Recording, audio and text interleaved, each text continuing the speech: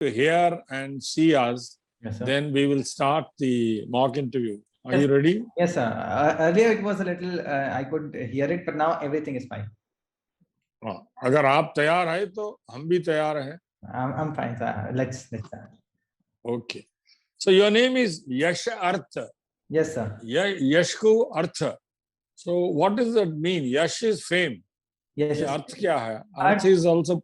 Earth in terms refers to wealth, money in that context. तो आपको दोनों हैं. You have both Yash and Arth. Yeah, that is your objective. Sir, I think both of them can be very, very, very useful if they are utilized for good purposes. So yes, सही बात है. But if I don't have, what do I do?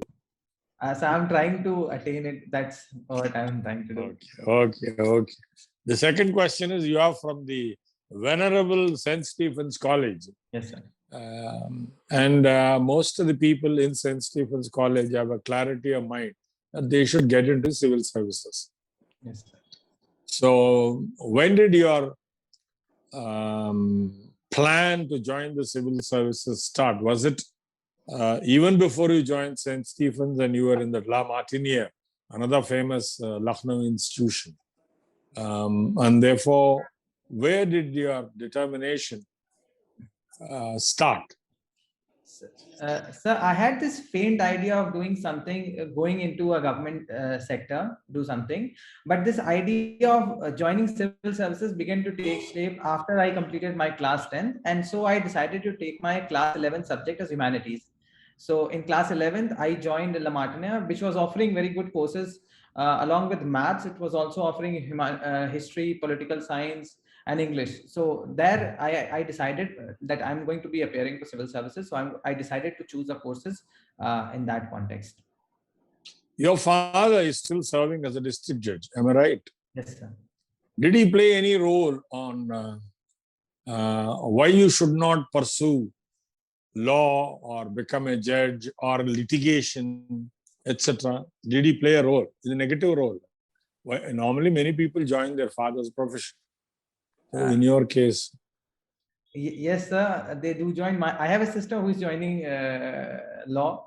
But sir, I had a different kind of mind in that regard. I thought that since I have lived my life in a household where we discussed law or where my father was a judge, so I thought, no, I realized that I could do much more if I were a civil servant, because I could take my knowledge or expertise, whatever the experience I have gained in my life, to so many different fields, be it health, education, social development, rural development, urban development, economy, anything. So, but there the field gets a little restricted because you're only restricted to elements of law, and there your job is more reactive than proactive, because there cases come to you and then you react. Here I can take initiatives on my own to bring about certain changes that I would like, that may be beneficial for people. So in that regard, sir, I chose. However, he was not disincentivizing at all. Okay. Right. So I have finished my part of the probing. Now you will go to Dr. Gopal, who is from the Indian Administrative Service, and he will grill you on your economics honors. Okay. Gopal, I leave it to you what you want to ask. Okay, Mr. Yasharth. Good morning, sir. Morning. Are you all safe from COVID in Delhi? Are you in Delhi or Ghaziabad? Sir, I am in Ghaziabad. How is the air pollution? What is the index now? Sir, I think it is better. I don't know the exact number, but it's much better. It's on the moderate side. Has COVID done something good to the environment of Delhi and National Capital Region? So yes, it has done, because it has brought down mobility restrictions, and so many industries have been closed because of lockdown. So as a result of which, pollution levels have come down. So yes, we can say that the particulate matter 2.5 and 10 has come down. So that is beneficial. But to what extent the industry was contributing to the pollution and the traffic, the burning of stubble and all that? Do you have any idea?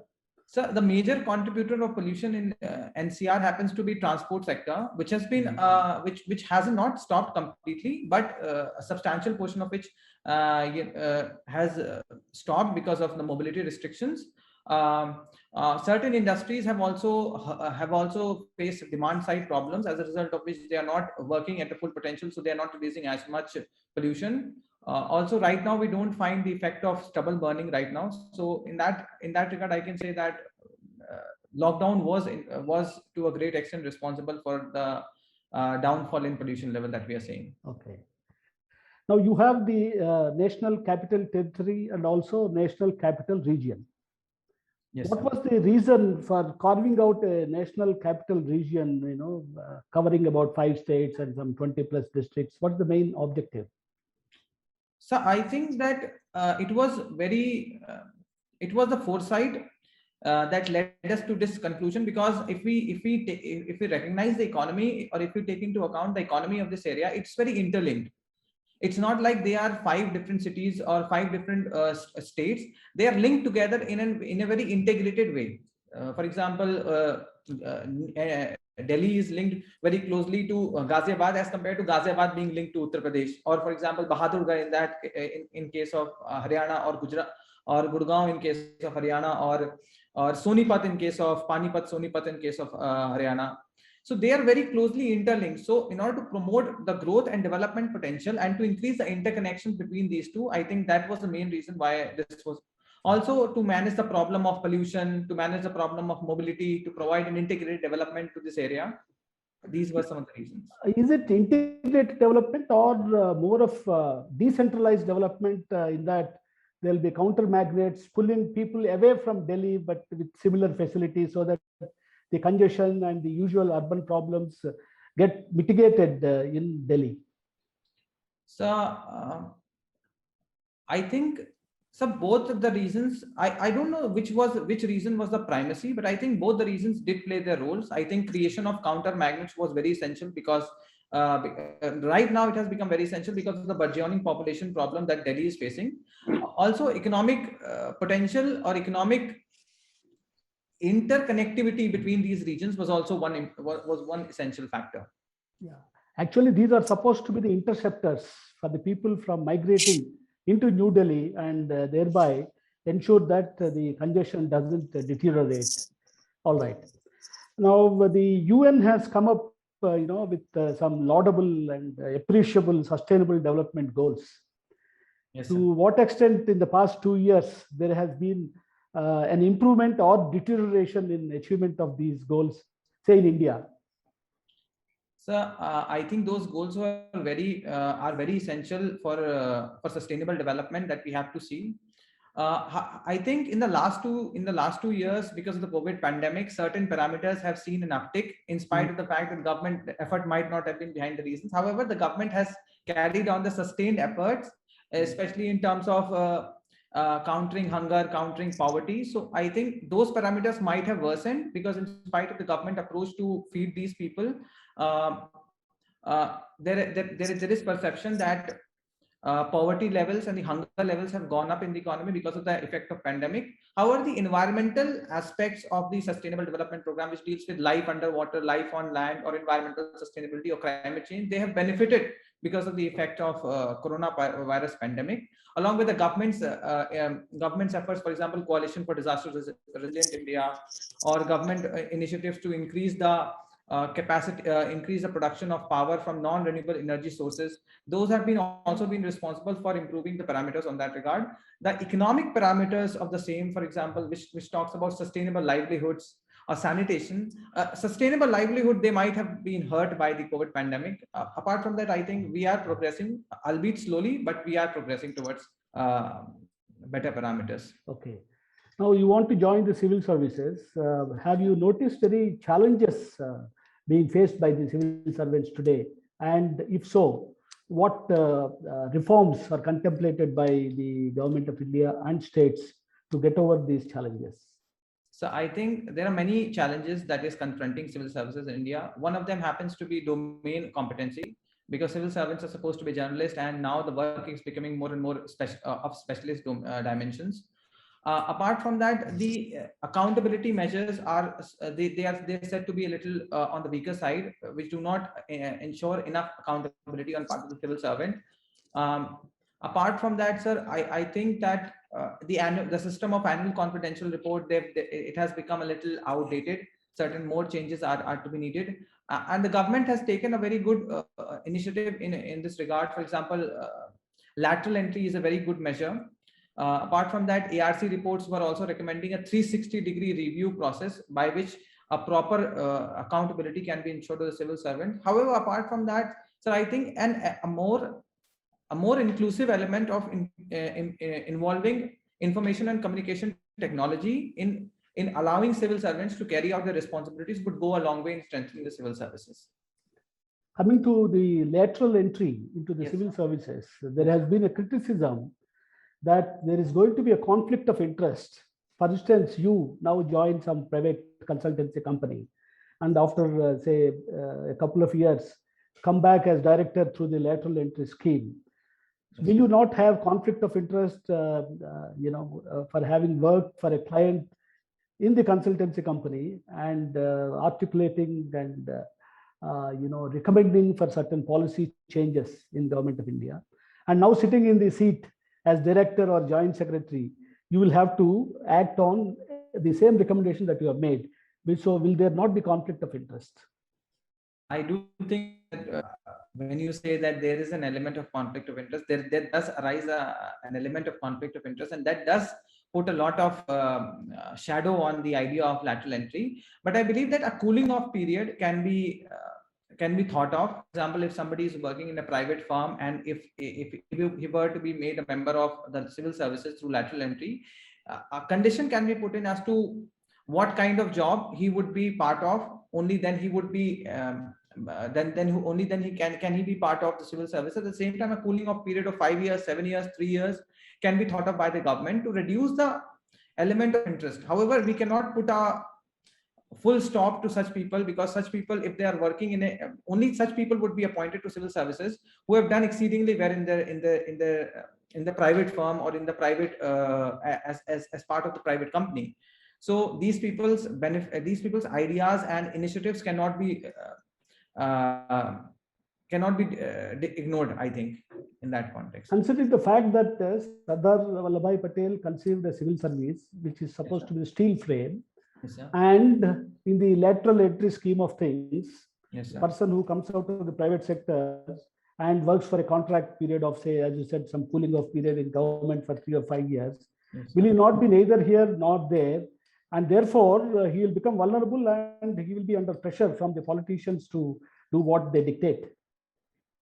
So I think there can be a pressure on him to work, and this cooling off period can put a check on his abilities. But I think that if we are creating lateral entry, I think we are inviting people who have a different bent of mind, who are not used to facing these pressures from politicians, as somebody from like I am trying to somebody who gets into civil services from the ordinary channels, from the usual channels. So I think a system of accountability for them needs to be a little different as compared to the system of accountability that is made for us, because we are used to how the system works, but they are not used to how system works. So I think they can be judged on the basis of how they've been doing over the past 2-3 years, and they need not be judged very quickly, because they might take some time to adjust. And thus, by giving them time and by providing them some leeway with respect to their accountability towards the political executives, I think we can ensure that they work better. Okay. So before I pass it on to my colleague, will you be able to explain the difference between the public-private participation and privatization of an existing public sector unit? So privatization of existing public sector units would involve sale of more than 50% of ownership of a private company, which will lead to not only change of the ownership, but also lead to change in the staff also. So there is a potential for the change in the staff, because a private company would bring in its own staff, while the public-private partnership would involve the cooperative element of both elements from private sector and public sector working together towards a particular initiative. That's what I. But is the asset which is going to be created under PPP going to be owned by the private sector? I think that there are different models in that regard. In some models, it can be owned by the government. In certain models, it is owned by the private sector. Have you heard of a concession agreement? Yes, sir. What is that? So I think concession agreements talks about the terms of agreement when a public sector cooperates with a private entity as to what are going to be the who is going to share what amount of risk, who is going to bring in a particular amount of finance. I think those are the elements that are dealt with in the concession agreement. Vivek Garu. I would prefer to call you Shekhar because Yes. I'm not really comfortable with this YASHARTH because it sounds like two names, Yash and Arth. So you don't mind if I call you Shekhar? No, sir. Okay, good. Shekhar, I heard you saying that judiciary is reactive rather than proactive. But I was just wondering, sometimes judges also take, what is called cognizance of a particular event, and they also issue notice to the executive. Yes, sir. Is it not in a sense being proactive? They take judicial cognizance of a particular issue. So Let's say a judge is, passing through, a thick traffic and gets caught up, and then he finds it really, very frustrating. And then there are also instances of, judicial officers issuing notices to the executive, asking for, what steps have been taken and how you are managing traffic and things like that. So can we not look at it as, a judge being proactive, not necessarily, only when the case comes that he adjudicates and then renders a judgment?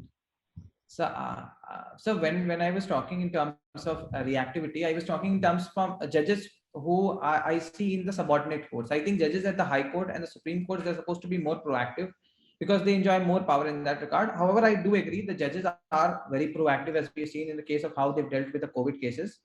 But again, proactivity brings an element of when the High Court or the Supreme Court is stepping into the boundaries of the executive, and which has happened. I was reading an article by Subhash Teshar. He has written 2-3 days back on the role of constitutional courts, and he was pointing out that these orders of ordering the governments of Haryana, UP or Punjab about dispersing of free food grains to people, this treads more on line of executive decision making rather than judicial.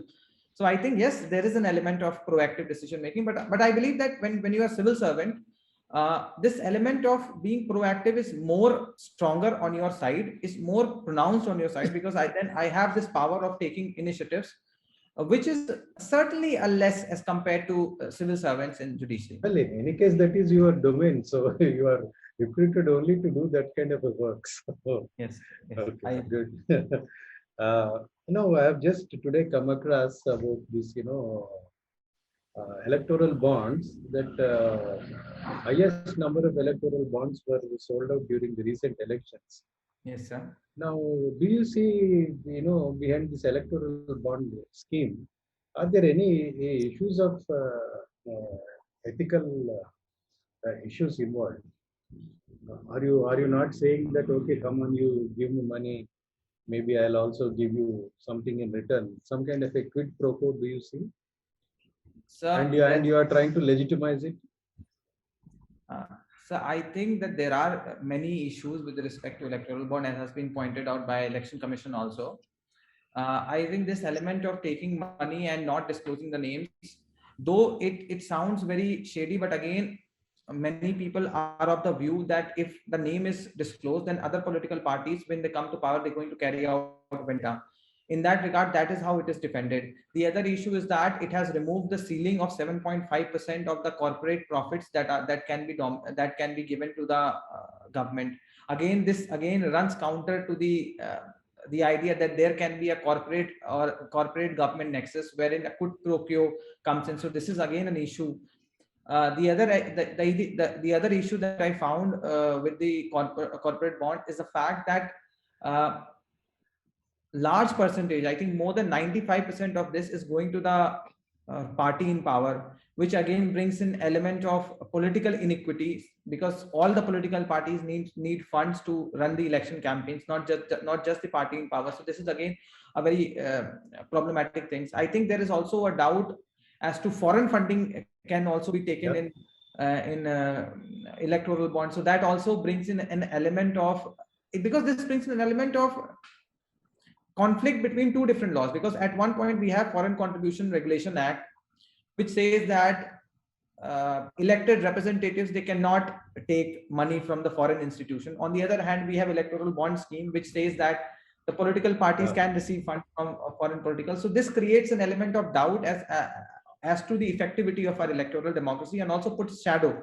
And I think in electoral democracy, trust is the most essential aspect of it. So I think, yes, there are many ethical issues involved in corporate bonds. So what is the way forward then? Shall we take cap on that, or what exactly should be that? And particularly when foreign contributions are allowed, does it not raise issues of sovereignty? So I think that this idea of allowing foreign funds, this needs to be scrapped. I think this has to be a very curated approach. First, we need to end this allowing foreign funding into the different political parties.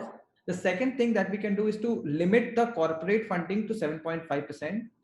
On the third level, with respect to disclosure of names of people who have donated to political party, what we can do is that we can have this list with the Election Commission of India. So they have this idea, so that if this is released in the public, so many corporates or many people who are donating to one political party, they may not be willing to donate, because they run the risk of being known, facing political pressures from other political parties. However, we can make this I think we can run a scheme of public exposure, as was done by Jharkhand Mukti Morcha recently in Jharkhand, when they disclosed that Hindalco had given them a bond of 1 crore. We should promote this. We cannot force the political parties to remove the name, to release the name of the people who have donated to them. What we can do is that we can create a public pressure, so that it becomes incumbent on every political party to release the names. We can create a public movement in that regard. But I think that forcing them to release the name would put so many different people who are donating to one political party at crossroads, because when other political party comes into power, they may lead to. Can we put this list in public domain? So can the Election Commission of India now, let's say, let us some threshold we can decide.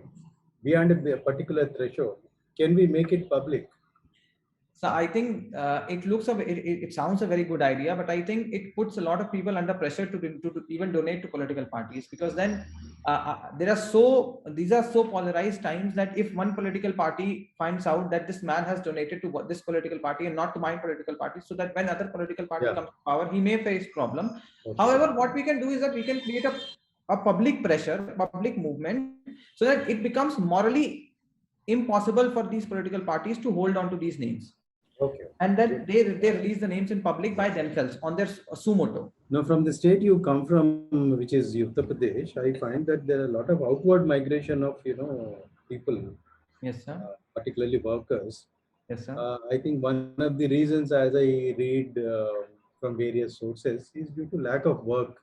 Yes, sir. And even in sitting in a state like Telangana now, from where we are now conducting this interview, yes, we also come across a lot of people working as carpenters or as hotel workers, and when we strike a conversation with them, they say they are from UP, some part of UP and all that. Yes, sir. Now, why is this happening, and what steps is the state government taking? Or if someone were to ask you, what are the government of India schemes that are available to them, so that this migration can be stopped? So first, I'll go into the reasons. So the reasons are primarily lack of infrastructure, lack of industrialization, and a poor connection between the primary sector and the industrial sector. So also at the same time, lack of education and poor health has limited the capacities of families to work. At the same time, they have also limited the capacity as to what they can work also. Because if somebody is not educated, he cannot work in a very high income job. And that's why they are working as carpenters or other low income jobs in different states of the country. The other reasons happen to be high population pressure. So even if we had an industrial base in Uttar Pradesh, it would have been impossible to employ so many people.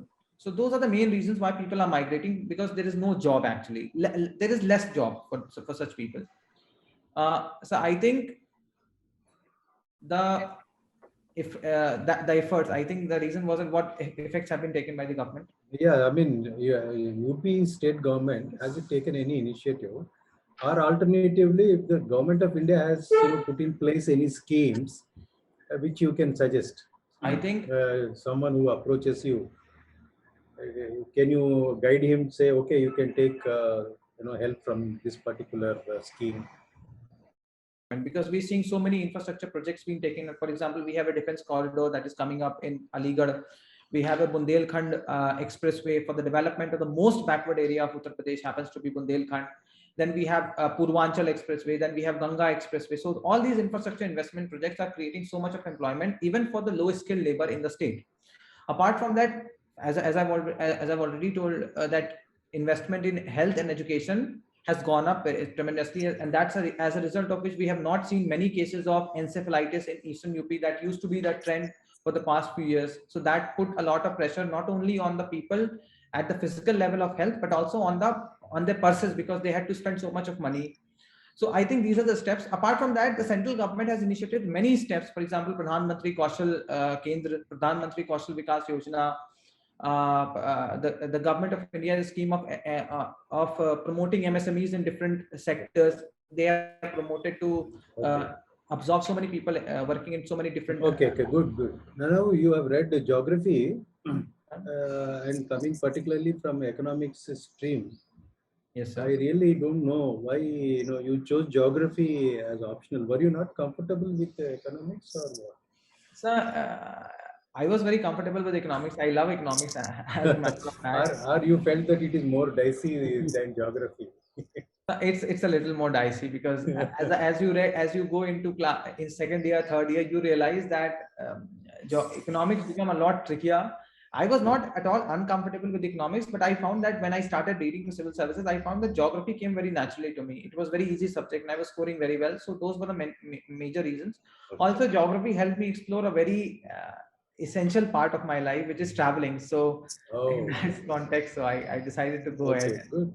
Geography. Good. Now, this cyclone is hitting West Coast, Yes, and then a particular name is given, Taute. Yes, sir. Who actually gives, and is there any criteria, or is it just someone takes a fancy for a name and then they give it? So, what is the whole mechanism behind the naming a cyclone? So, I don't know exactly which country gave this name Taute, but there is this system of South Asian countries where all these countries which are bordering the Bay of Bengal or the Arabian Sea, they met together and they all they put forward the names of the cyclone, and alphabetically these countries, whenever the cyclone comes, alphabetically by the name of these countries, the prevalent cyclone is named after that country's name. Now, you see, we are also now hearing a lot of variants about the current COVID-19 virus. Yes, sir. And then they have now Soumya Swaminathan, who is also saying that they are also now trying to follow the same nomenclature scheme for these viruses. Yes, sir. On the lines of cyclones. Yes, sir. What could be the reason why the move has the move is being made actually? So with respect to why these are named as why the viruses names are fashioned after the cyclones.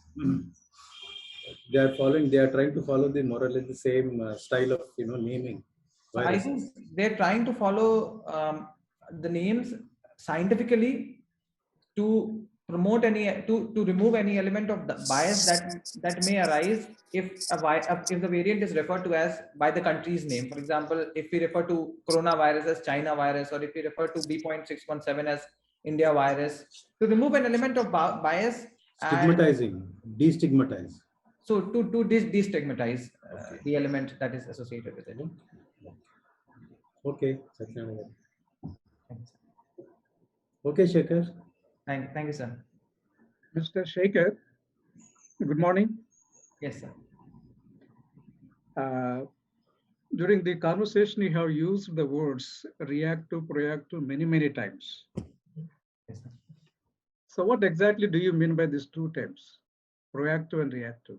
So I think proactive means on its own, by your own will, on your own initiative, and reactive means when you respond to certain stimuli. In that context, I refer to the reactive and proactive. In psychology, these terms are used many times. So what exactly do we, how we can convert a person, a reactive person to a proactive person? So how can? How we can, how can we bring this person, a reactive person to a proactive person? Is there any way to change this person? So I think there are certain ways, I think, by making him aware of the surroundings and by making him aware of the realities that they cannot change by themselves, that a certain initiative on his part has to be taken. That person, if he comes to realize in his skin that changes cannot happen all of a sudden, that he has to take certain initiative, then that person may become proactive. Okay, right. You came from Ghaziabad. Yes, sir. So in the pre-independence, there is a towering personality from this place. Can you name that person? So pre-independence, he was only part of pre-independence movement. He did not play a No. major role. Yeah. So pre-independence days. So Okay. You heard about Scientific Society? You heard this? No, sir. Okay, nice. So you're from a very bigger family, like from the judges. Okay. After it, we have been hearing about independence of judiciary. Yes, sir. So the term is there mostly in the news. Yes, now, sir. why it is in news currently? So with regard to with respect to current affairs that we are seeing right now. No, it is in the current news, and there are reasons also. So why it is, yeah. I think with respect to nomination of judges, so many judges are not being able to be elevated to the Supreme Court or the High Court because of differences between government and judiciary over memorandum of procedure, or with respect to perceived bias that certain cases are not taken up by Supreme Court on an urgent basis because of some interference by the government, like Article 370. I think these are the reasons. Apart from that, I have no knowledge about. Now, is it from the judges side also, because that is coming in the news? So I think judges may have. I think I know about the Allahabad High Court judge who said a few days back that there is an element of pressure on judiciary from the executive. Justice Govind Mathur, he retired 2-3 years back. He had commented on that. Apart from that, sir, I do not know about it. So when we compare to the standard of the judges, we find that some of the people, they are pro-government. Yes, sir. So that also, I think, is bringing that independence of the judges. So I think they're not exactly pro-government or anti-government. They're pro-government on certain issues. They're anti-government on certain issues. However, we are seeing in the last few years, we have seen an emerging bias, emerging division of judges into two streams. Some are liberal and some are conservative. I think in that regard, I think we should be seeing judges. For example, Justice Chandrachud is often referred to as a very liberal judge, and Justice Bobde was somehow considered a conservative. So I think in that way. When will Bobde become a Rajya Sabha member? According to you, when is he likely to enter the Rajya Sabha? I don't know. You're so diplomatic. There goes your independence as a judiciary. See, it is a conspiracy to favor the ruling government. In return, quid pro quo, they become members of Rajya Sabha. Shamelessly. Anyway, back to Sachinand. Mr. Shekhar, what we observe is state versus individual. So when the state is now putting some cases on the individual, after a long time, the individual may get some relief. Yes, sir. But in the process, he is not gaining anything. So is it fair on the part of the judiciary to give relief and leave it there? So I think exemplary penalties may be levied on the state if such charges prove to be completely false. And I think Supreme Court should come in and set the parameters as to what are the different things that are needed to be done. These are the boxes that needed to be ticked for this person to be arrested or for this person to be criminally prosecuted. So can you quote such exemplary punishments given by the Supreme Court? I think, sir, they have not given us exemplary punishment, but I think, for example, as we've seen in case of Seditions Act, in sedition law, a Supreme Court has said simply having a different point of view as the government does not hold you accountable for the sedition charge. There has to be an element of violence, or there has to be somebody who calls for violence. I think these are very strict and very defined parameters. At the same time, I think laws need to be reformed so that all those words having multiple meanings, they're very amphibious words, they need to be replaced with much more stricter words so that it puts a check on the ability of the state to criminally prosecute any person. So after we have been seeing that there is a saying on the courts that they are underreach, they're overreach. Now we have been observing that is now sometimes the courts are also become hyper sensitive also. Yes, sir. Okay. Can you quote a case from your state? You are from Uttar Pradesh. Yes, sir. Yeah. So can you quote one case from that state? Sir, in the month of April, when the cases were rising, the Allahabad High Court had given an order that 5 districts like Gorakhpur, Ghaziabad, Lucknow, and Kanpur, among 1 or 2 other cities, they were to be put under compulsory lockdown. I think this was an example where the state judiciary stepped into the. So that is a proactive step. So I'm talking about Jnanavapi. You heard that in your state? Yes, sir. Jnanavapi mosque. So yes, what exactly the issue? Sir, it is said that the Jnanavapi mosque has been built by raising down the Kashi Vishwanath temple. And there have been demand by so many people that an archaeological survey of India should conduct a survey so as to ascertain what are the facts of the case.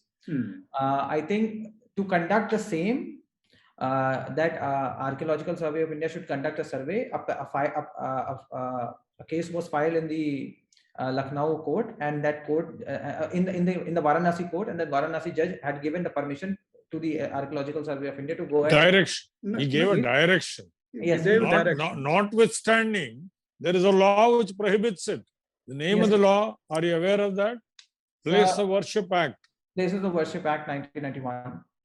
It prohibits even a district judge. Even a district judge is subject to law of the land. Yes, sir. Yes, sir. I suppose so. Yes, sir. It prohibits. So yes, it became a controversial issue that what are the powers of the judges of lower courts that they can give such orders, and this was a matter of controversy. Okay. You heard about the mobility and migration. So just now we were discussing about this. Yes, sir. What is this mobility and migration? Is there any difference between these two? So migration, I refer to migration as a quasi-permanent movement of people from one place to the other. It might not be permanent, it might not be temporary. So for a significant amount of time, they're moving from one place to the other. Mobility is the act of movement. When they're moving, that act itself is referred to as mobility. It's a verb, while migration happens to be a noun. So in that context. So this migration has came to the fore, or maybe the notice of the people during the time of the pandemic, the first wave and the second wave. Yes, sir. Now, what is the role of judiciary during these two waves? Can you identify the judiciary, the role taken by the judiciary between these two? The judiciary has taken a very active role by ensuring the availability. Are you asking me specifically with regard to the migrant workers or in general? Yes, migrant workers in the first wave and the second wave. What are the views taken by the judges? I think since the government announced so many different schemes for so many different migrant workers who were not employed actively, and thus they were deprived of their means of livelihood. So they could get some means of food, or they could be fed upon by the state. If there is any problem with regard to last mile delivery of any government services, I think the role of judiciary becomes extremely important, because then they can sue more to take into account the problems the states are facing by not being able to provide the migrant laborers different kinds of food. For example, Pradhan Mantri Garib Kalyan Yojana, there were so many schemes. Similarly, in context of Manrega, since the government increased the expenditure. Thank you, Shekhar. Thank you very much. So wish you all the best. So, Shekhar. YASHARTH Shekhar. Yes, sir. You belong to originally from Lucknow, yes, sir. Then Ghaziabad, and studied in Delhi. Yes, sir. So, Lucknow is known for its culture, Yes, sir. history, politeness, food, and so on. But can you throw some light on the scientific institutions that are there in Lucknow? It's a big cluster. So all the different scientific institutions I know are there's this Botanical Survey of India and Botanical Survey of India. botanical gardens. We have botanical gardens in Lucknow. Apart from that, we have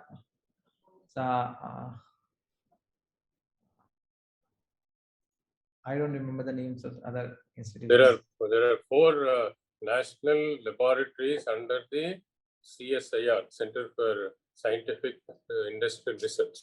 Yes, Okay. yes, they are there. I did not So know. let's move to Ghaziabad. You are living in Vasundhara. Yes, sir. Okay, I think somewhere in the neighborhood you have Indirapuram, Shipra. Yes, I think sir. some of these colonies which sprawled, say, around 2000. Now, for an outsider, in Delhi, there are these DDA colonies. Yes, sir. Okay. Now, please tell me what is the difference in these kind of colonies or townships? How does one get a DDA flat? And is Indirapuram, Vasundhara completely privately owned? How is it acquired and so on? What are the differences you find?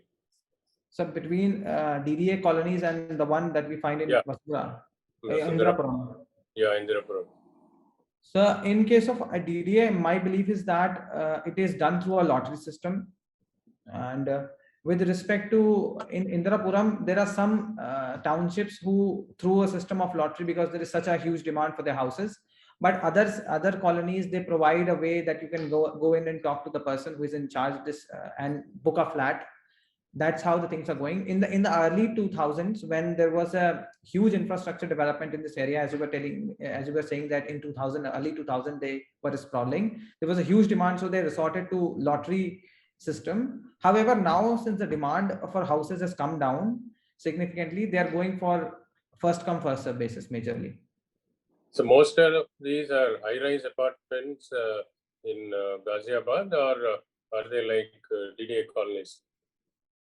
So not in Ghaziabad, I would say. In Ghaziabad, there are many private developers like there is Jain developers. One is Jain developers. Then there is, I think some buildings have also been built by MR also, and there is also buildings by Goyals. And so yes, there are many private developers who are developing these infrastructure developments. Okay, now if you look at infrastructure in these places, you look at outskirts of Delhi. Yes, sir. There is too much of pressure on Delhi's health infrastructure, transportation, and so on. Yes, so sir. how would you develop these satellite townships so that you decongest Delhi? You reduce the dependence on the infrastructure of Delhi. If you look at the healthcare now, Delhi's infrastructure is overwhelmed, and Yes, essentially because of the neighborhood, the state's dependence. So, is there a plan that is in place, or do you have any ideas of reducing the burden from Delhi and creating this kind of infrastructure in townships like yours, where you're staying on the outskirts?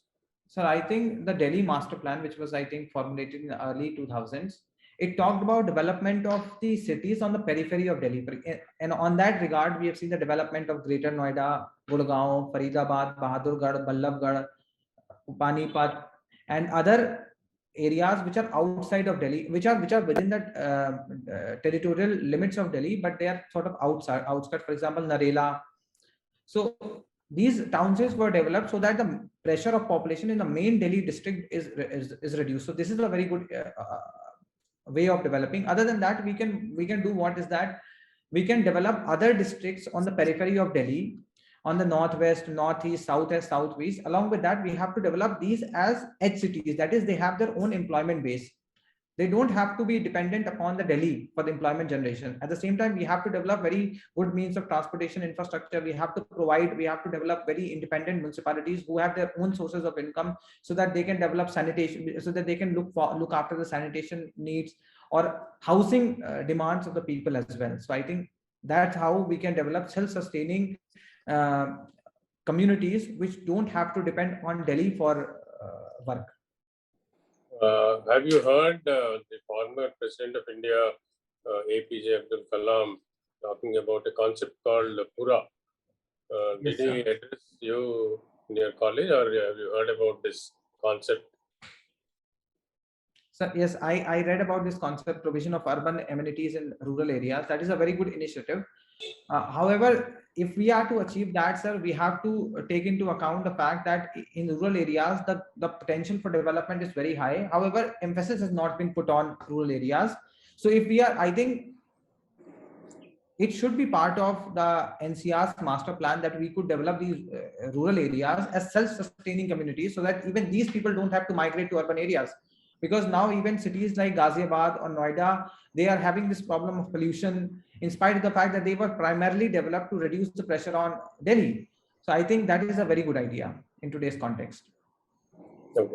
Now, coming to Delhi, I'll give you certain names. Please tell me what's happening to them. The National Museum, okay, the National Archives, Yes, sir. the Jawahar Bhavan, Yes, the sir. Indira Gandhi Center for Arts. Then there are lots of bhavans, we call it bhavans, School of Journalism very fondly. They're all Nirman Bhavan, Shastri Bhavan, Udyog Bhavan, and so on. So what is happening to all this? Sir, I think they're being, I think part of National Museum and all these other bhavans, they are torn down for the Central Vista Development Project, as was in news recently. And a very modern infrastructure is being created in place of them. The entire area, in fact, the entire Rajpath is being redeveloped under this project. What is your view? Is it good to substitute, replace good buildings, heritage, and then reconstruct something new?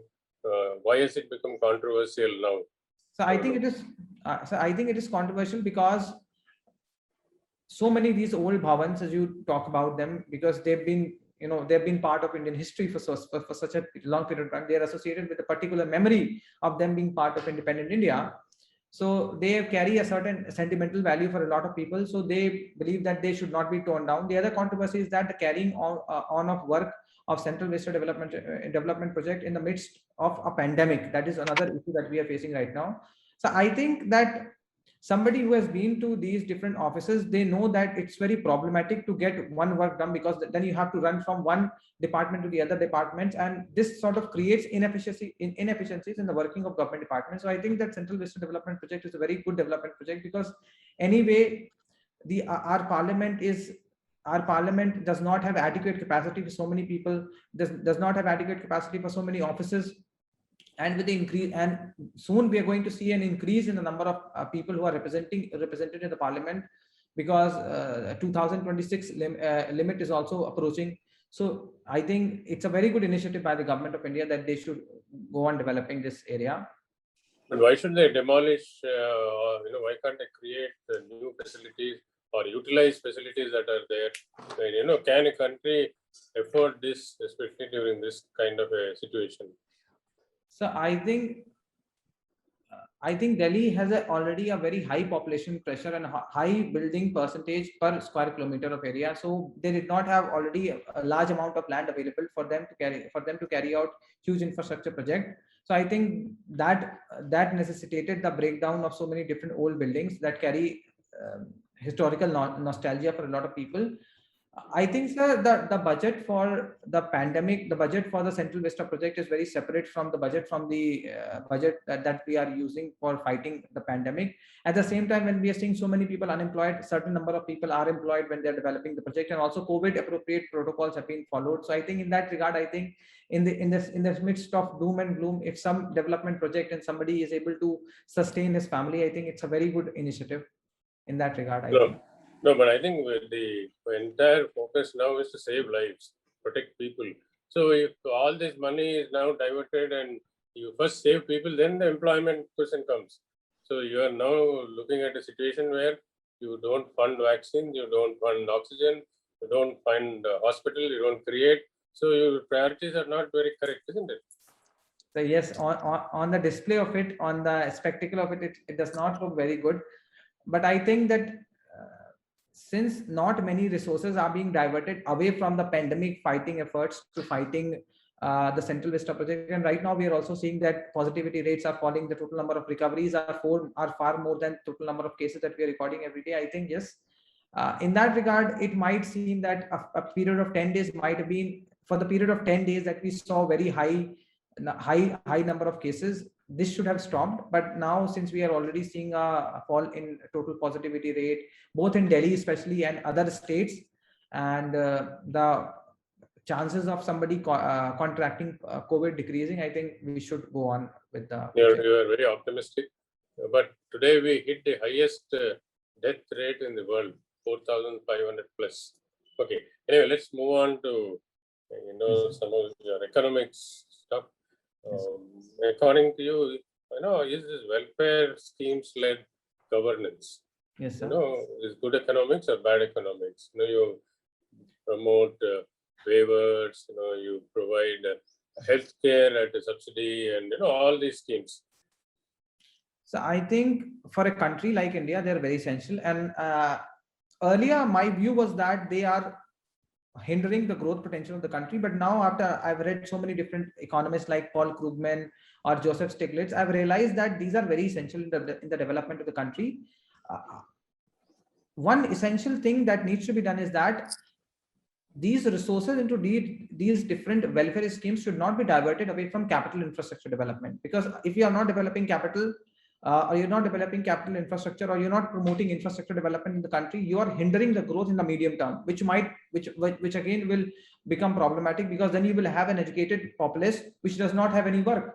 So a substantial amount of money may be spent for these welfare schemes, which is very good in for development of the people, as we have seen in case of Sweden, or we have seen in case of Denmark.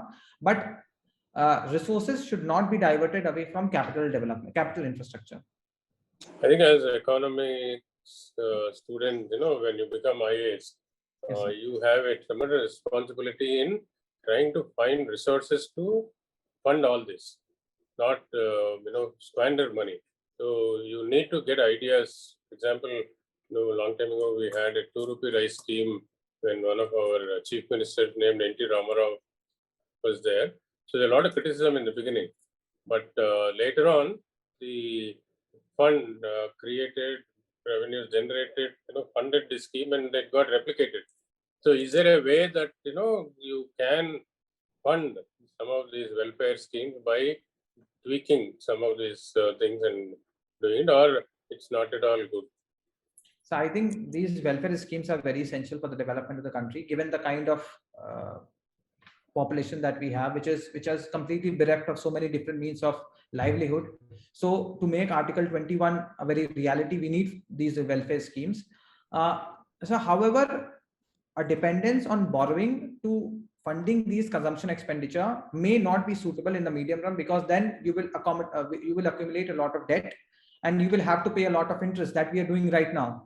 I think much more emphasis on tax revenue to promote to gain revenue rather than borrowing is the right way to go. And I think for that we need to support economy. We need to have economy that grows faster than the rate of accumulation of debt. So for that we need infrastructure development, we need an educated populace, we need right policies in place so that business environment of the country is not affected by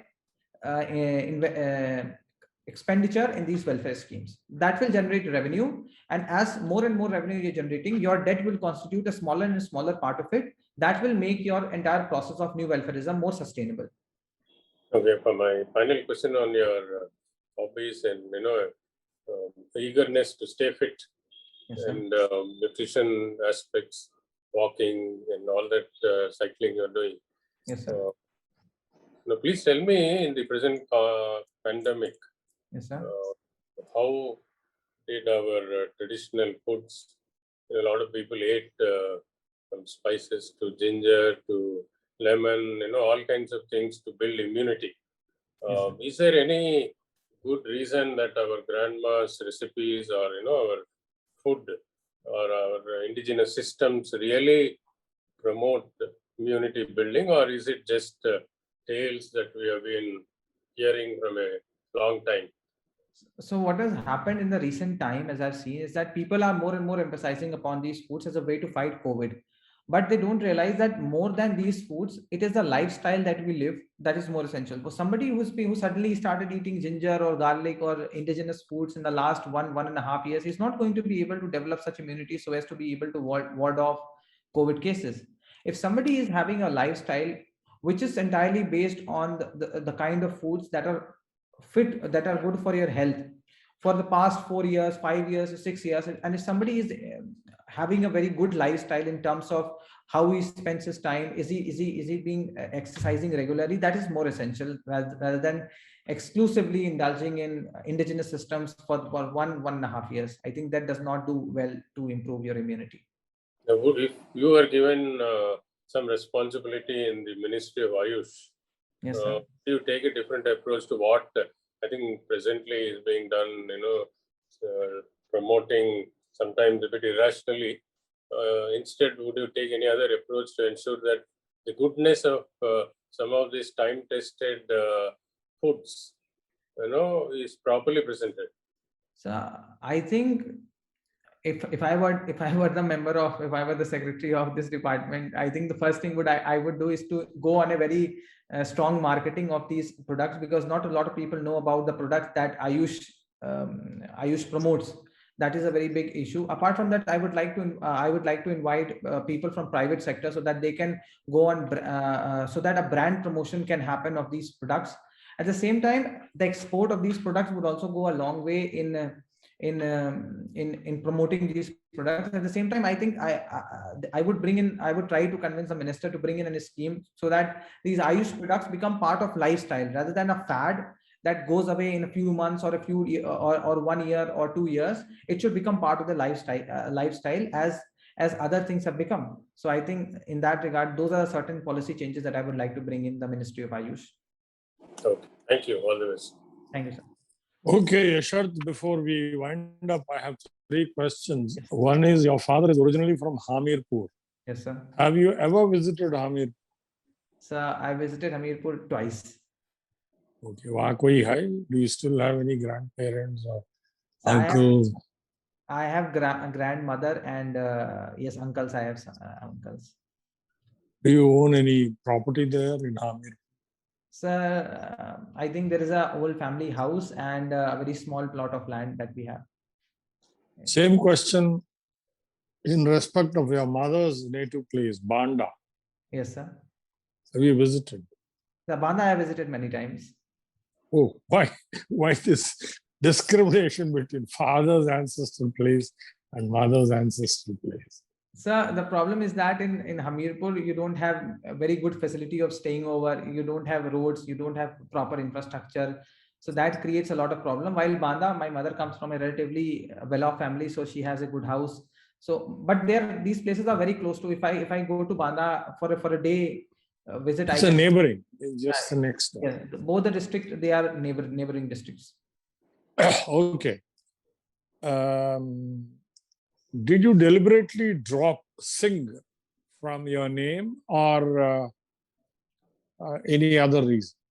So I did not deliberately drop. My father gave this name to me and he did not have any specific reasons to drop Singh from my name. So there is no specific reason. It's just that he came upon this name once and he liked it, so he gave it to me. That's what I'm told, at least. No, but all your cousins, everybody would be a Singh. Your Yes. grandfathers, everybody would be Singh. Yes, sir. Anyway, are you referred to in either Banda area or in Hamirpur area as Thakurji or Thakur Sahib?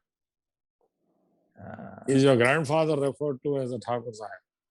So I think they were referred to as by that name.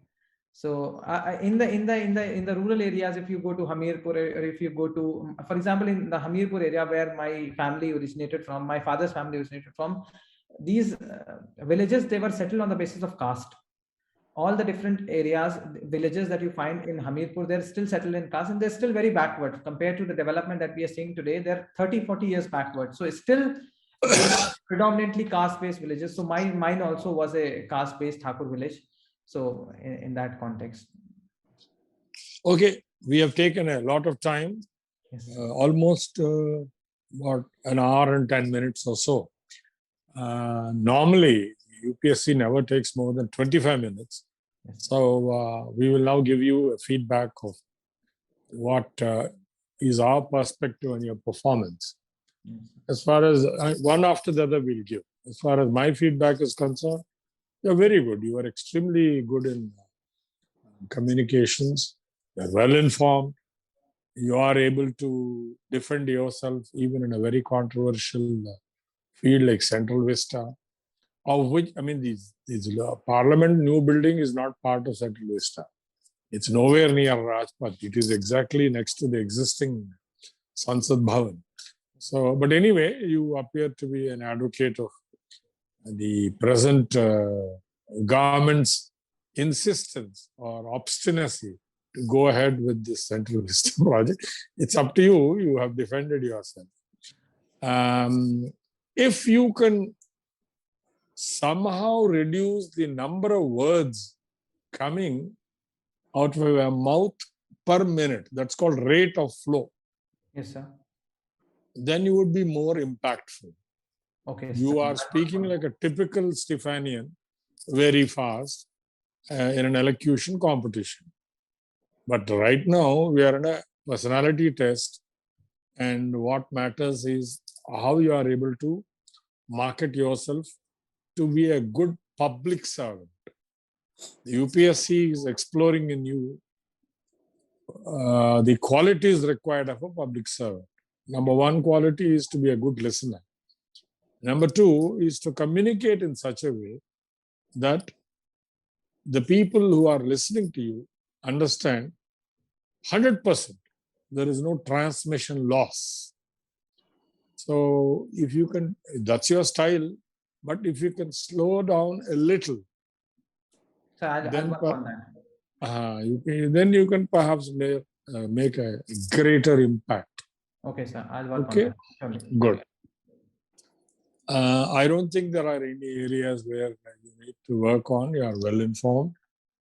I'm not able to really give any positive suggestions. However, the other members, I'm sure, will be able to identify areas where you need to work on. Okay, Dr. Gopal. Yeah, Mr. Yasharth, it's also equally hard for me to find out shortcomings and to make suggestions.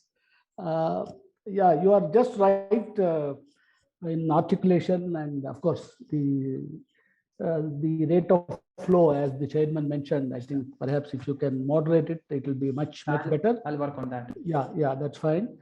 Just one or two clarifications, or the way you have to respond, perhaps in a clearer way about the lateral entry. Yes, sir. You mentioned about cooling off that it's going to be a solution to the possible conflict of interest. Yes, sir. Cooling off period is some period where a bureaucrat goes to Delhi and after working for a while comes back to the state and then cools off and then goes back so that he doesn't develop a vested interest in Delhi. That is cooling off, all right. But here, when it comes to lateral entry, perhaps you should be able to say that, it's not new that Government of India had lateral entries. You had M.Tech Singh Ahluwalia, Secretary of Finance. You had Dr. Manmohan Singh. It's not new. Secondly, one or two individuals or a couple of dozens of individuals at director or joint secretaries level, howsoever vested they may be in the interests of the private sector with whom they work, there are checks and balances in the system. So it will not be an all-pervading effect and the influence of these guys, to take the way forward in favor of XYZ or dictates of politicians. In the way, the cabinet, the council of ministers is the final authority to take policy decision. So the point is the checks and balances. So not a problem, big deal, not a big deal. Yes, sir. That's one. Then the clarification about concession agreement. you mentioned what are the contents like, risks allocation, etc., discussed with the concession agreement. Concession is simply an authority given to an operator, exclusive right to operate a facility by investing money, like a water supply facility or a transport facility. That's as simple as that. Okay. If you go into details, then which risk has to be borne by who is in a better position to bear a particular risk, and so on and so forth, are mere details of a concession agreement. I think I have nothing to suggest. You be as you are, and I wish you all the best. So I have a question. I think actually with all of you, is the entire board based in Telangana right now? Yeah, we are from Hyderabad. Okay. We are mostly retired bureaucrats. Yeah. Okay. And I am the oldest. Yeah. That is how I become chairman. Yeah. I was the police commissioner of Hyderabad. I was DG SSB. If you've heard of SSB, Indo-Nepal Border Guarding Force. Sashastra Seema Bal. Yeah. Yes. Sashastra Seema Bal. Sashastra Seema Bal. So I know UP rather well. Though, of course, in the Nepal border. Okay. Bihar even better, because that's all of us are from Hyderabad. We are Hyderabadis. And this is very actually this is very new for me, because I don't have many friends from Telangana, Andhra Pradesh. So yes, it was very. As of now, you will make it nice. You'll find us everywhere. Okay. Yeah, Shekhar, at the cost of repetition, only to emphasize, Yes, sir. the rate of flow is really fast. Yes. Maybe if you can reduce it, you will certainly make a better impact. Okay, sir. And then your answers somehow tend to be rather longish. Okay, sir. That would make me feel that you somehow have a tendency to reel out everything that you know under the sun as far as that particular issue is concerned. But that need not be the case actually. Maybe if you can pay a little more attention to the question, then probably I think you can make a mental editing of your own answer. And you can also limit the length of your response to the question. Okay. Sure. You have somehow a tendency to say everything that you know on that issue. And please remember, you are not writing an essay here, or you are not writing an answer for the mains question. You are only conversing with us. Okay, sir. Okay. Just pay a little more attention to that. And on the content side of it, this since it is you opted for geography, I wanted to know a little more about your understanding of cyclones and how they are named and all that. There are a couple of organizations like World Meteorological Organization and UN Economic and Social Commission for Asia Pacific and all that, of which Indian Meteorological Association is also one of the members. And there are also members in that organization. And each country is given a certain number of certain names. They have a choice to come up with some names. And these names are, on rotation basis, each country will, give a name when its turn comes.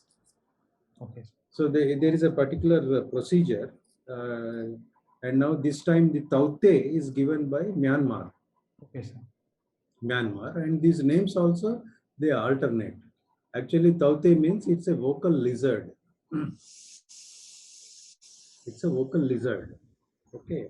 And now it's, it has a relation, this naming nomenclature system has a relation with the vaccine also. Now, just today, Soumya Swaminathan, she also stated that they are also toying with this idea of following this virus on the lines of cyclone.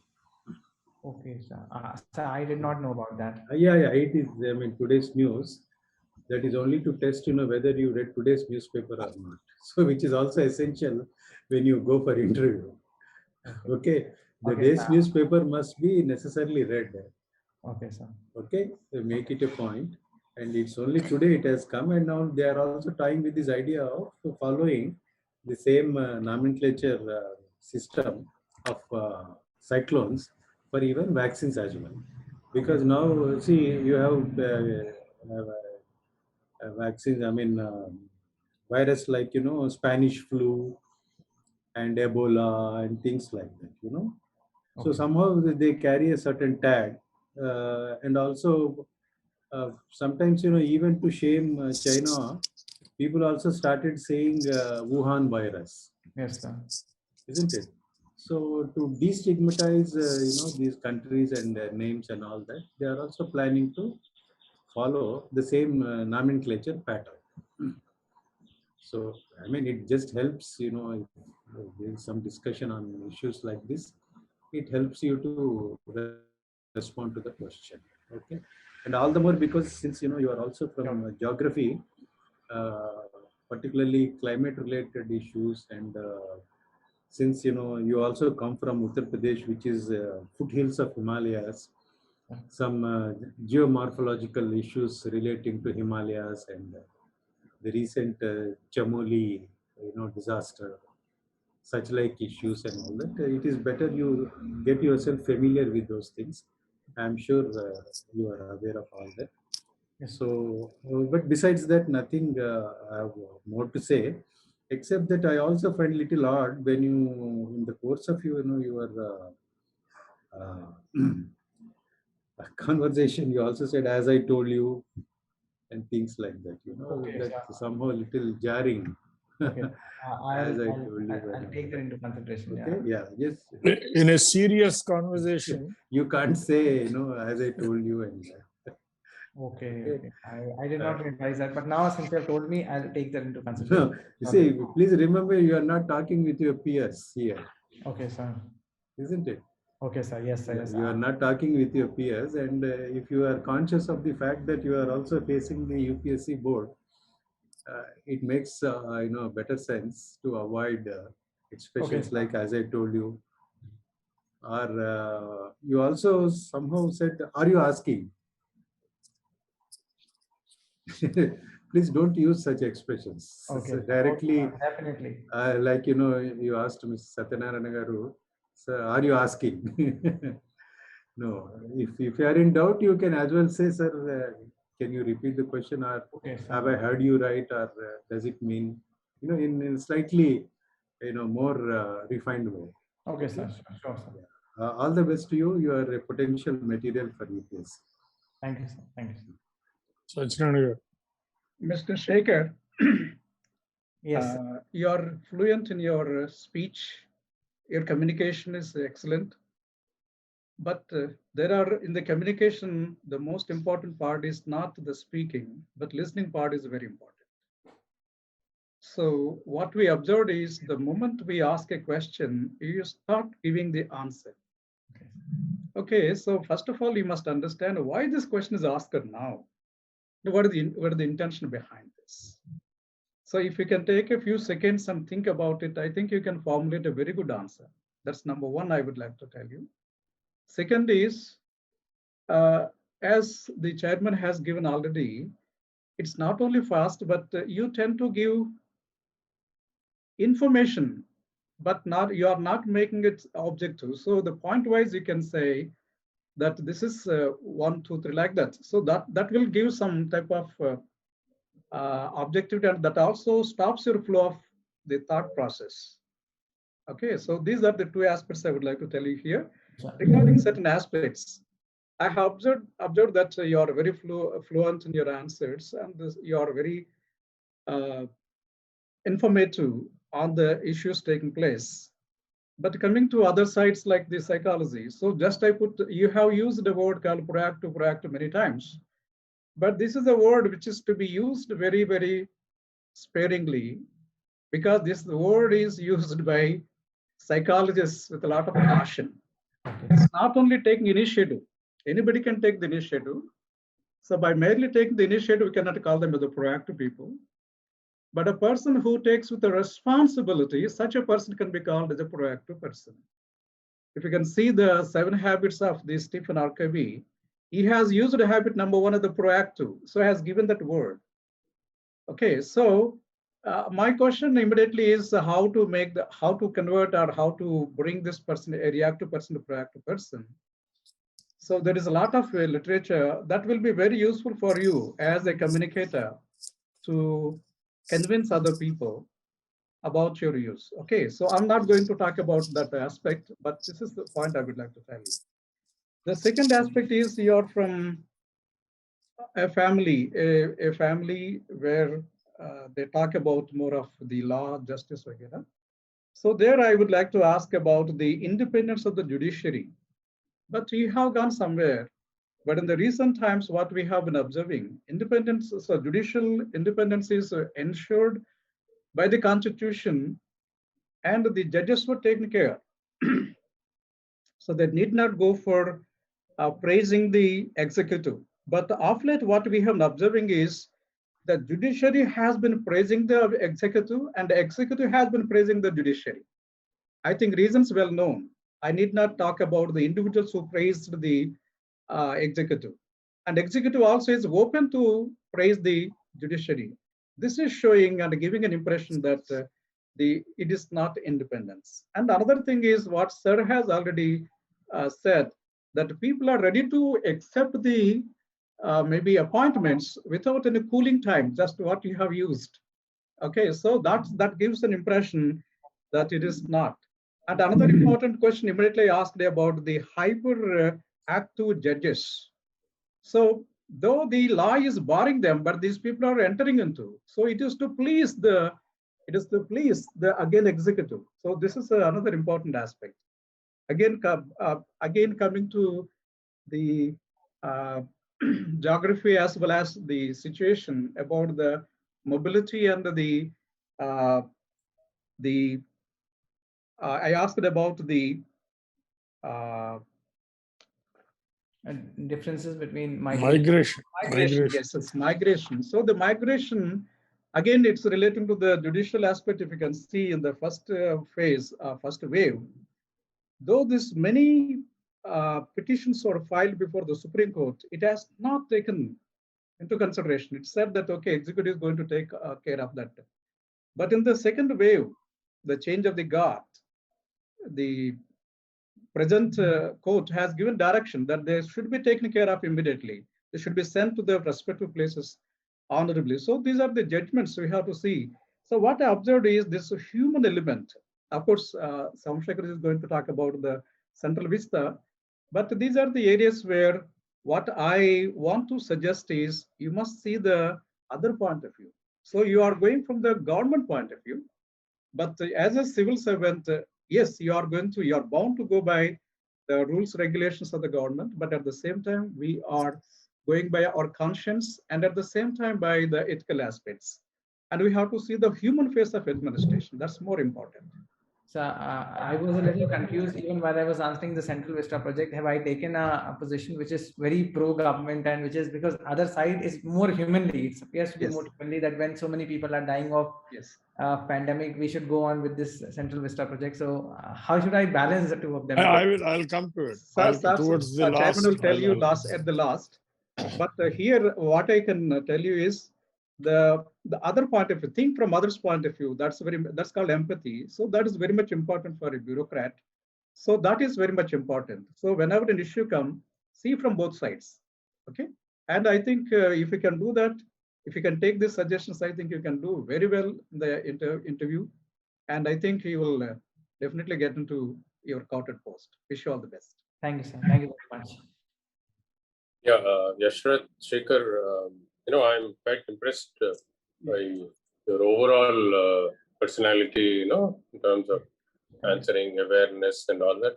But I think a few disappointments is, if you look at northern India, other than Delhi, perhaps Dehradun, Lucknow is the center for a lot of scientific activity. Yes, sir. Cannot stereotype every place for long. I think that is one of the ways to administrators, IFS, journalists should remove that stereotyping and bring in reality. So if you look at Lucknow, it has 4 national institutions, the Central Drug Research Institute, the National Botanical Research Institute, the Central Institute for Medicinal and Aromatic Plants, and the Industrial Toxicological Research Center. So these are all very huge laboratories playing a very important part in a lot of national research. So perhaps I think you should look at a holistic picture and not give us typically that UP is stereotyped like that. Okay. So that is one. The second thing, look at the DDA, the new enclaves in Delhi, the satellite towns and all that. I think I expect you to differentiate a few aspects of a DDA colony or in an enclave, where you are staying, the high-rise structures, because a lot of these came up in Delhi in the mid 80s, 90s, and so on. And I happened to live in a DDA apartment and also went to Indirapuram, which became a big controversy. There are a lot of issues and all that. So in terms of giving a flavor of the diversity and how these are structured, perhaps I think you could have done better. The issue on the Central Vista, anyway, our chairman will explain to you.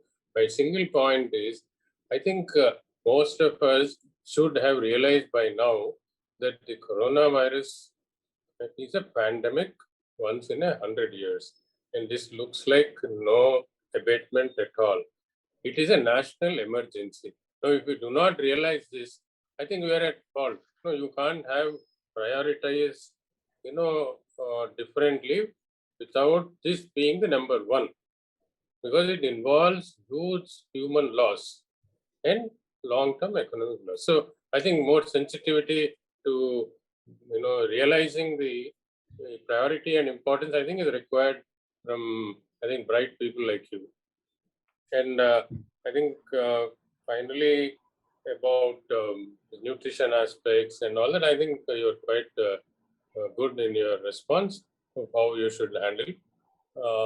Finally, you have a wonderful style of responding, although it borders on a bit of a debating style. I think which because of the environment where in college you're competing and debating and arguing and discussing, I think it's quite good. You modulate it a bit, make it more response oriented, more information oriented than tending to become argument. Okay, sir. So I think otherwise you're wonderful material. I'm quite sure that you will do well. You're quite young and you should do it. All the best. Thank you. Thank you, sir. Okay, Yashard, then. Now I'll come to what you have asked. Invariably, in the UPSC interviews, they will try to draw the candidate into a controversial question. Yes, sir. That is to test how you respond. First thing is you should not react. You should only respond. So pausing for a few nanoseconds before you start answering would be useful. And also answering in terms of some bullet point types. That would slow you down automatically. When there are controversial questions like this Central Vista, the ideal thing is to say that there are two perspectives regarding the Central Vista. One perspective feels that it is necessary to build, at least in the 2021, adequate accommodation, and since there isn't much land available, demolish the old structures and in their place have much bigger accommodation so that the ministries are not scattered. However, the Central Vista is a rather expensive one. The total financial outgo is not yet finalized. That is one perspective. The other perspective is, at a time like this in the financial year 2021-22, when the fiscal deficit itself is 12 trillion rupees, the gap between the anticipated revenue, and the proposed expenditure. The proposed expenditure is about 23 trillion rupees. The revenue may not exceed maybe 13 or 14, best of times. So this gap is sought to be filled by public borrowing, by many things, disinvestment, etc. Therefore, is this the right time to spend away the available scarce resources on the Central Vista project? Because once the contractors and others, they build, you have to make payments. Whatever little cash you have, it will go towards that. Especially since there is a lot of criticism about the differential pricing of the vaccines. The union government is not willing to foot the entire bill, and they expect the states to pay higher amounts for the same vaccine, and some individual citizens to pay even higher by getting themselves vaccinated from private hospitals. So when all this is going on, is this the right time to squander away the available resources? That is the second perspective. You just mentioned that. Yes, sir. If the member further says, which one do you support? Then you are left at liberty. You can take the one that this is the best one. To hell with the COVID. We should spend as much money as we have on this great central system. Or you can say, maybe they ought to have some more time before they actually commence. For the time being, they should complete only the parliament, the new parliament building, which is in any case not physically part of Central Vista. It's a little to the west. I hope you know Delhi. I mean, you know very well. Yes, sir. Rashtrapati Bhavan is on the southern part. Very, very close to the Rajpath. No, close, but not exactly. Central Vista is concentrating on demolishing anything with a name like Indira. That is the truth. That is the truth. Central Vista is 3 kilometers long from India Gate to what is that? North Block, South Block. That's it. So thank God they are not demolishing North Block and South Block as of yet. I think it is going to be turned into a museum, both of them. If the engineers say that it is no longer safe for people to come and work, that has not been pronounced. Of course, there are willing engineers who will say it is unfit, but it's not as though it's that bad. It is reasonably strong. Anyway, these are controversial issues. Yes. Tell me. Sir, You have to present both perspectives. That's important. And do not commit yourself. So when I was reading about this, and then I saw pictures where this entire Rajpath was already dug up. So I thought, no, I think better answer would be to take the side of the government, because already it has been dug up. That's how I came to the conclusion that But you are an economics student. Ultimately, the financial outgo, that's only a small little dug up. When you start concreting, when you start having those 24 floors and all that, don't you have to pay? Yes, Does sir. it come free? No. Even the government has to pay, it doesn't come free. So it is diversion of the available resources. Yes, sir. They are going to sell away a beautiful company like BPCL. It's in profits, incidentally. It's one of the best run companies. Yes, sir. And still they want to sell it away. I can understand Air India. So there are two perspectives. Okay, sir. So you will have to present. So if it comes to a question that is framed that the national assets of the country are being sold off, for example, as we take the case of BPCL, what should be my response? How should I respond? Again, two perspectives, because there is a huge gap. If the government does not spend now, the economy will collapse. Yes, sir. I mean, I see, I'm talking from an economist point of view. Yes, We sir. have to somehow raise the resources and spend. So when there is such a big gap, how do we raise? We have to disinvest. Yes, sir. Yes, sir. So maybe it is a package. Disinvest some very healthy things and disinvest something which cannot be sold, like Air India. I don't know whether you can sell it. There may be no buyers. I really don't know. So it's a package of this and that.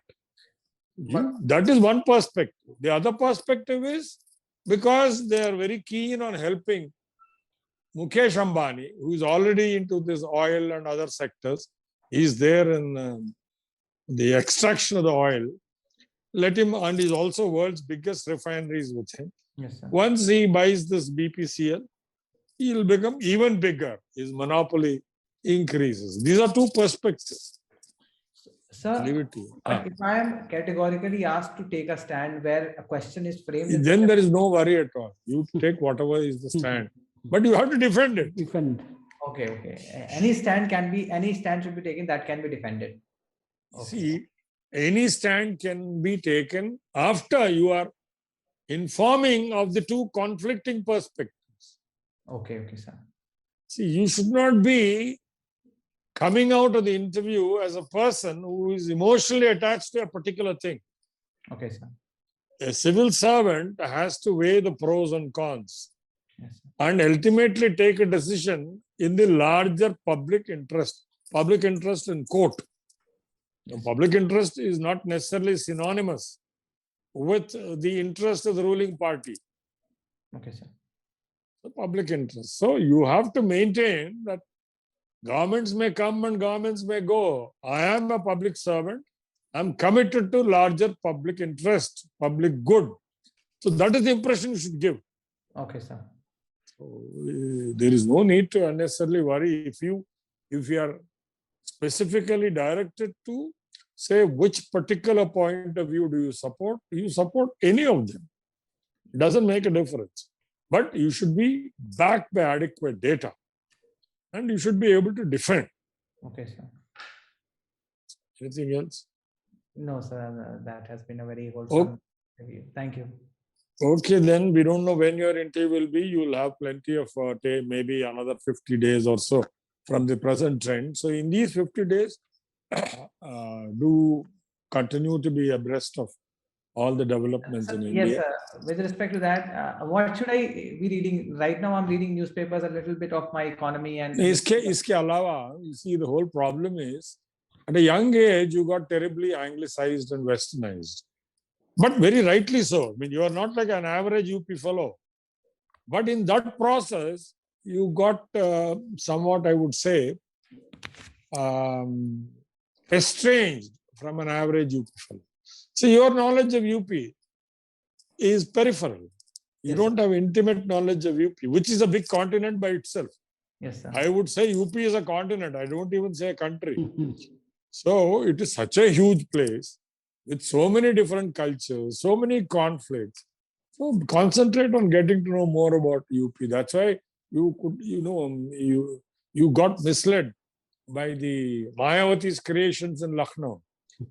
Yes. Prior to that, there were some these national institutions, etc. Because Lucknow is the biggest city in UP. It still is.